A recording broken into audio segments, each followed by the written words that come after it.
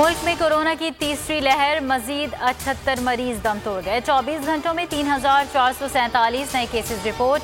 NCOC के मुताबिक मस्बत cases की शरह 9.12% रही। NCOC का SOPs की खिलाफ वर्जियों पर इजहार तशवीश। सूबों को अमल दरामद के लिए जामे पॉलिसी बनाने की हिदायत।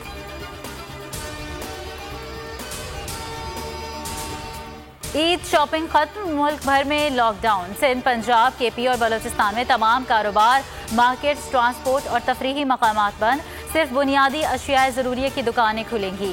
कोयटा में ताजिरों की वज़ीर आला हाउस घेराव की धमकी।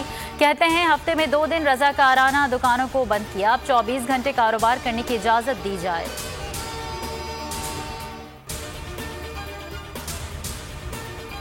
इश्तियाल अंगेज तकरीर का केस, लीगी रहनुमा जावेद लतीफ की लाहौर मॉडल टाउन कचहरी पेशी।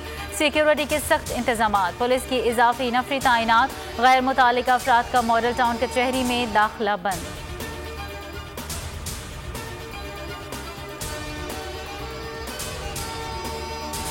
वज़ीर आज़म दौरा सऊदी अरब मुकम्मल करके वफ्द के हमरा वतन वापस पहुँच गए।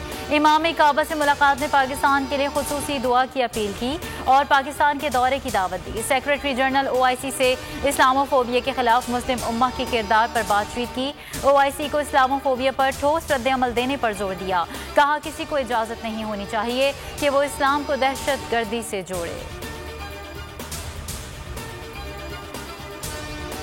महीनों से अफजल लैलतुल क़द्र पर इबादत के रूह परवर इज्तिमात।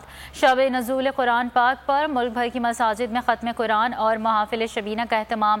ख़वातीन ने घरों में शब बेदारी का इंतज़ाम किया। मुल्क की सलामती और इस्तेहकाम के साथ कोरोना वबा से निजात के लिए खुसूसी दुआएं मांगी गईं।